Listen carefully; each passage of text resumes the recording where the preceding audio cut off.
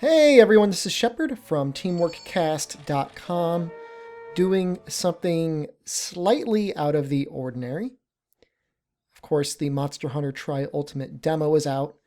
Not to say I've gotten sick of it, but I decided that I might vary up the content just a little bit.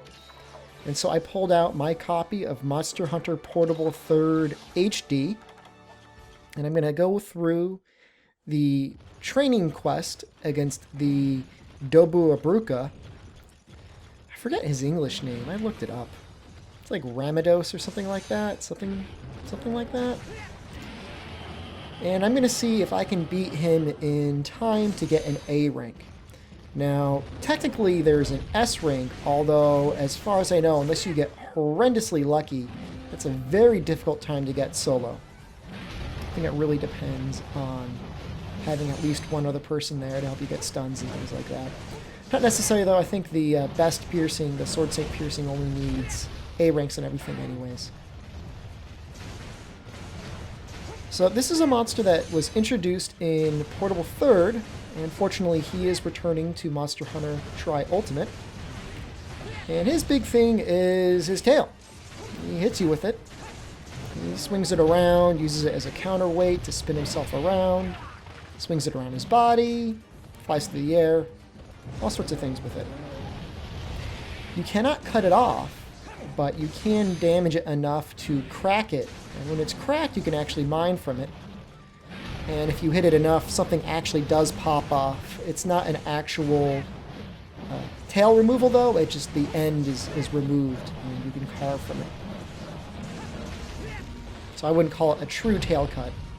I'm not even necessarily sure you need to have a cutting weapon to remove it. I think you can actually do it with just shots, although I haven't tested that.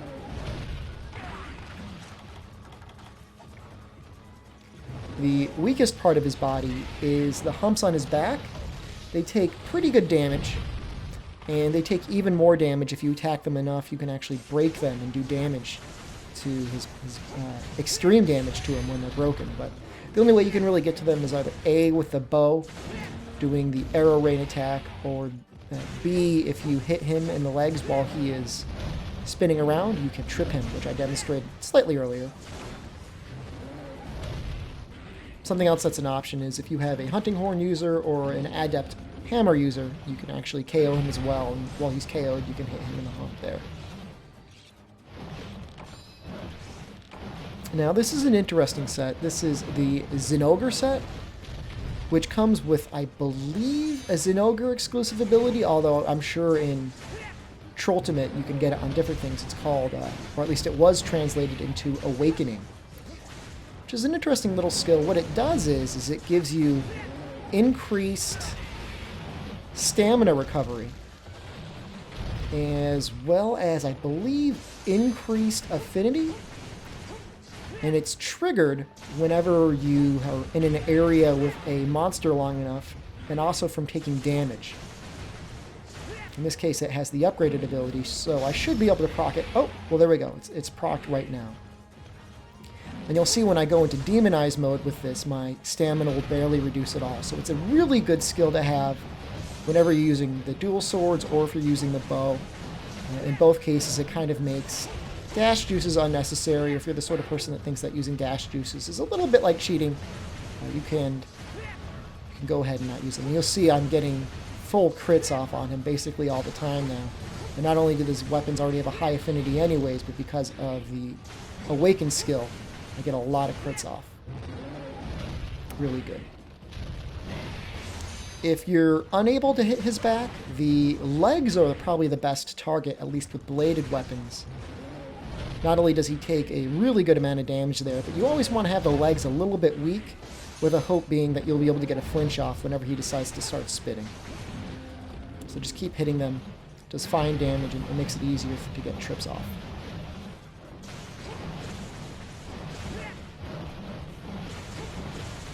A little bit of trouble here. Don't put yourself into any sort of position where you're going to be doing excessive demon dancing on him when he's spinning like that. If he falls on you, it does, of course, an incredible amount of damage. And if he's enraged, it has a pretty good chance of one-hit killing you as well. Well, I wouldn't say one-hit kill, but significant damage.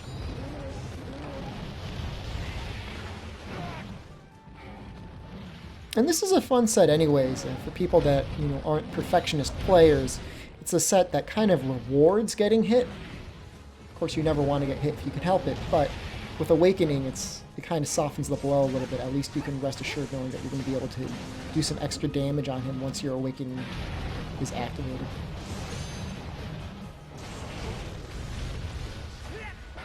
And see, that was almost even an excessive Demon Dance. I had done so much damage to the legs, the trip came out almost immediately.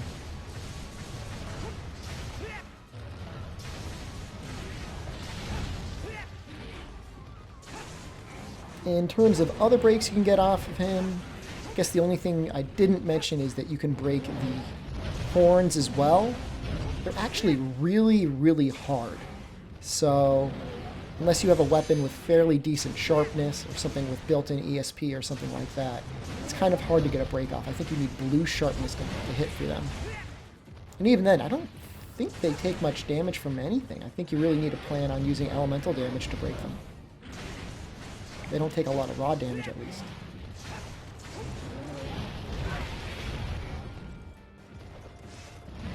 And so an absolute perfect strategy with him is you kind of want to stay just behind him, like just under his tail, but not close enough for where the tail will actually hit you.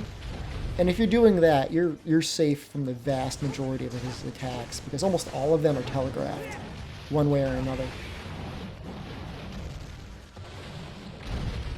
It's always funny when he does that jump up in the air attack, because there's a 1 in, I don't know, 15 chance that wherever he lands, his tail's gonna land on you and do a ton of damage.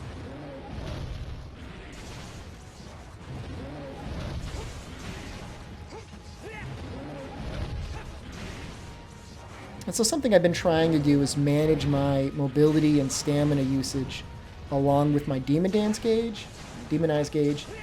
I'm already in Archdemon mode, so I'm not really too concerned about the gauge going down on its own, but at the same time I want to make sure I'm conserving as much stamina as possible. Just in case you have to do a quick dash out of the way.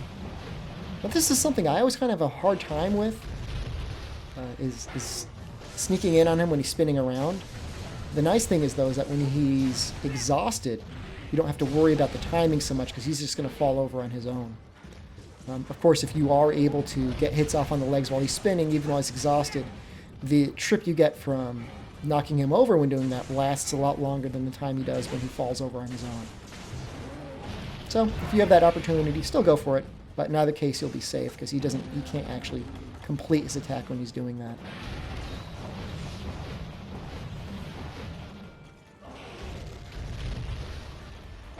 It lasts for 1.5 Demon Dances. If that's your unit of measurement.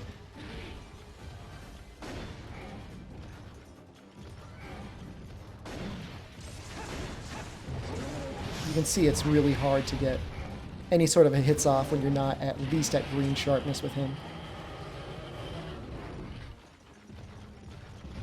I just wanted to get some hits in before he went back into rage mode. And so I'm at 8 minutes and 30 seconds now. I still have my pitfall trap, so I'll probably lay that down in just a moment. I'd really like to get this under 10 minutes.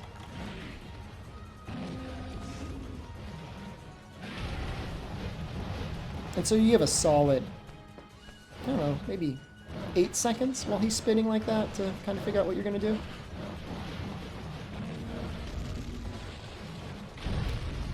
A word of caution, he doesn't always necessarily flip up into the air when he does that spinning attack.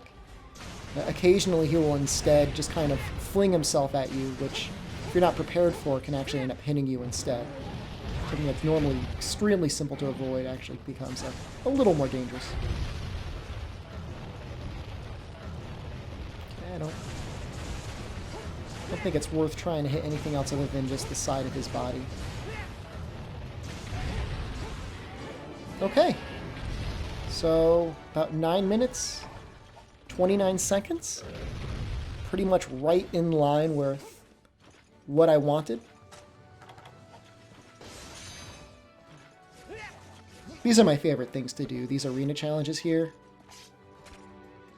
I would buy Monster Hunter even if it was just like a series of like 1,000 different arena challenges. But, I mean, you know, people love the game for all different reasons. This is just, I guess, maybe my favorite. I just like the set challenge, you know?